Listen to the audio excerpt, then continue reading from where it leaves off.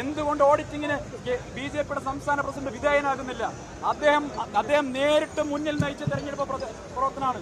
അദ്ദേഹം നേരിട്ട് മുന്നിൽ നിന്ന് പ്രവർത്തിക്കുകയാണെന്ന് പറഞ്ഞപ്പോഴേ എനിക്ക് ഉറപ്പായിരുന്നു തോൽക്കാൻ പോവുകയാണെന്ന്. കാരണം ഇന്നേ വരെ ഒരു ഇലക്ഷൻ ജയിച്ച ഒരു അനുഭവം അദ്ദേഹത്തിനില്ല. അത് മാത്രമല്ല, ചേലക്കരയിൽ സംഭവിച്ചത് എന്താ?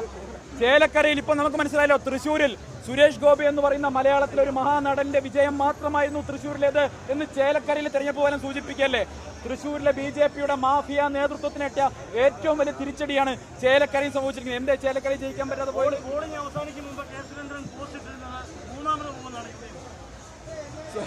സുരേന്ദ്രൻ, ഞാൻ പറഞ്ഞല്ലോ, സുരേന്ദ്രൻ പറഞ്ഞ എന്തെങ്കിലും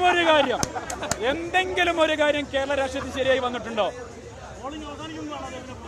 അല്ല, സുരേന്ദ്രൻ തോൽക്കുന്നതിന്റെ അവസാന നിമിഷം വരെ ആത്മവിശ്വാസം പ്രകടിപ്പിക്കുന്ന നേതാവാണ്.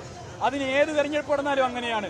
പക്ഷെ ഞാൻ കേരളത്തിലെ എന്നെ ശ്രമിക്കുന്ന എന്റെ പഴയ പാർട്ടിയിലെ ബി.ജെ.പിയിലെ സഹപ്രവർത്തകരോട് പറയാണ്, നിങ്ങൾക്ക് എന്നോട് വിരോധം ഉണ്ടാകാം, നിങ്ങൾക്ക് എന്നോട് വിഷമുണ്ടാകാം, പക്ഷെ ഞാൻ തെരഞ്ഞെടുത്ത പാത ശരിയായിരുന്നു എന്ന് നിങ്ങൾ നാളെ ബോധ്യപ്പെടും.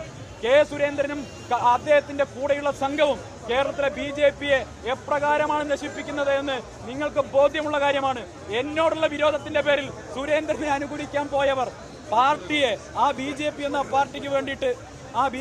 പാർട്ടിക്ക് വേണ്ടി ഇറങ്ങിപ്പുറപ്പെട്ടവർ ഒരുപാട് മനുഷ്യരുണ്ടല്ലോ, അവരൊക്കെ തിരിച്ചറിയട്ടെ സുരേന്ദ്രനും സംഘവും എപ്രകാരമാണ് ആ പാർട്ടി നശിപ്പിക്കുന്നത്.